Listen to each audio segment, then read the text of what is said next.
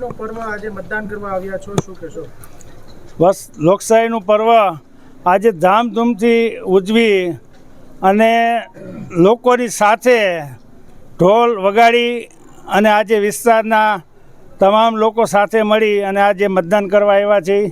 લોકોમાં ખૂબ સારો ઉત્સાહ છે અને આપણા મનસુખભાઈ માંડવિયાને 5 લાખ પણ કરતાં વધારે લીડ મળે એવો ઉત્સાહ અત્યારે જોવા મળી રહ્યો છે.